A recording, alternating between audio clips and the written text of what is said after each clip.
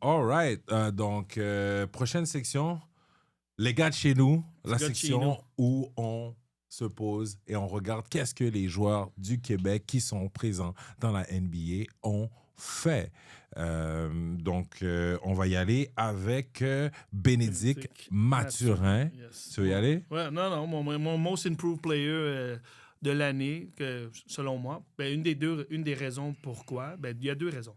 Une des raisons pourquoi c'est un joueur très talentueux qui joue dans un système avec Rick Carlisle qui est comme ça flow beaucoup. Ça, c'est la première raison. Ils ont un fast pace, donc ils veulent scorer beaucoup. Ils veulent scorer plus que l'autre équipe, donc on va plus de possession possible. De un, puis de deux, on le sait tout, Haliburton est out pour la saison. Puis Miles Turner a été échangé, donc c'est beaucoup de points que quelqu'un doit prendre. Puis le joueur quasiment le plus talentueux en ce moment des Pacers, offensivement, c'est Mathurin. Puis même le coach a dit, comme il y a un peu le feu vert, puis on avait vu déjà... On a vu le premier match avec 36 points. Incroyable. C'est incroyable. Incroyable comme joueur. Comme on l'avait dit la dernière émission, on pense qu'il va avoir une excellente saison. Touche du bon, on ne veut pas qu'il se blesse. Bénédicte Mathurin est un joueur extrêmement important pour les Pacers, mais aussi in the biggest scheme of things pour le Québec et le Canada au niveau du basket. Montréal aussi, je pense que ça pourrait changer pas mal. Sa présence pourrait changer pas mal de choses. Ne serait-ce qu'aux Olympiques, s'il atteint son potentiel avec Shea, avec lui, Jamal Murray, Team Canada pourrait faire du dommage, right? Donc, non, excellent. Premier match d'ouverture contre OKC, 36 points, 11 rebonds. Une de ses meilleures games. Son highest point total qu'il a scoré dans une game, c'est 38, donc il était quand même proche. Il a vraiment bien joué en défense, en attaque. On l'a vu à la fin de la game devoir mettre des clutch free throws, carry l'équipe. C'est lui qui a scoré le plus de points pour l'équipe et il a été foul out dans le deuxième overtime, il n'a même pas fini, puis il avait quand même marqué le plus de points pour son équipe. On voit que Indiana, il mise beaucoup sur ce two-headed monster de Bénédicte Mathurin avec Swaggy P, Pascal Siakam. Donc, excellent. Hein? On lui souhaite d'avoir une solide saison. Continue, Bénédicte, on est avec toi. Lou Gensdorf. Lou Beast. Yeah, Lou Beast. La grille défensive de OKC. C'est un joueur que toutes les équipes qui aspirent au championnat veulent avoir dans son équipe.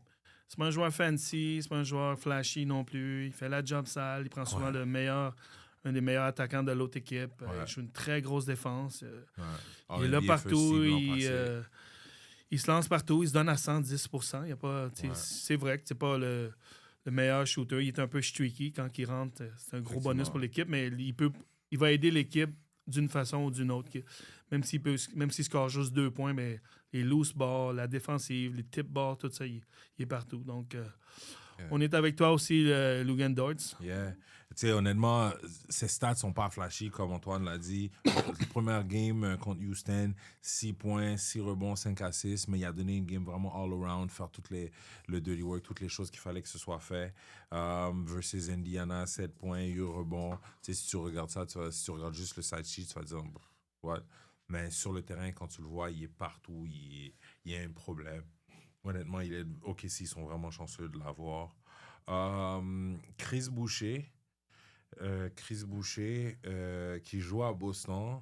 Je pense que son rôle chez Boston, je l'ai vu, j'ai vu les matchs qu'il a joués, c'est d'amener de la défense et de l'énergie.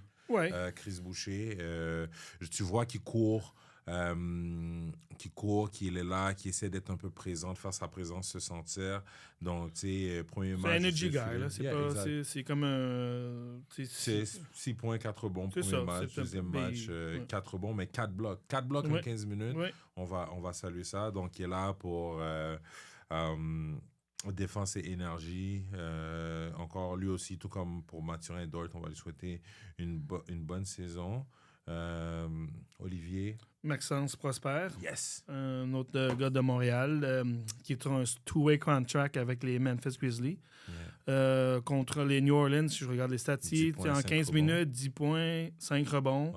15 minutes, c'est très bon. On lui souhaite beaucoup de succès. Je veux dire, puisqu'il est sur un two-way contract, donc il peut jouer jusqu'à 50 games le maximum avec la NBA. Puis donc, il peut aller soit dans la NBA, soit dans la G League.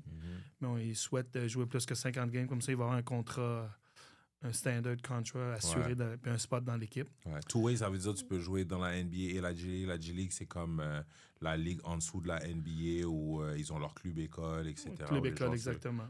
Où les joueurs se forment. Donc, two-way, ça veut dire qu'il peut jouer dans les deux ligues. Voilà. Mais il peut aussi, c'est important, c'est un joueur qui est dans un two-way contract.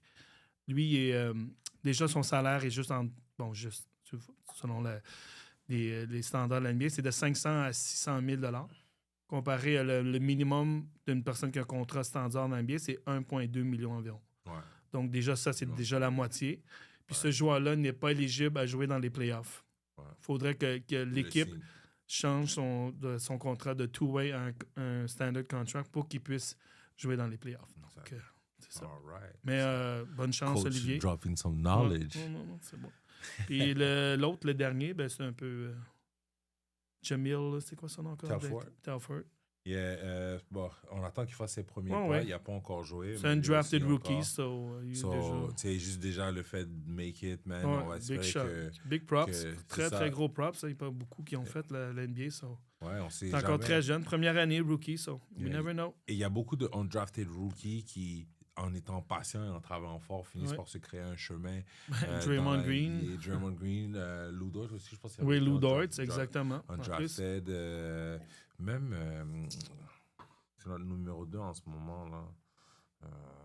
J'ai oublié son nom. Et si, j'ai tellement parlé de lui hier. Austin Reeves. Ah ouais, Austin Reeves, ça aussi. Tout à fait. Donc, à nos 5 gars dans la NBA, bon succès cette saison. Là, succès, on va vous regarder chaque semaine. Donc, on va report par rapport à ce qui se passe. Vous êtes sur notre slate de game qu'on regarde obligatoirement à cause de vous. Lâchez pas, le Québec, on est là.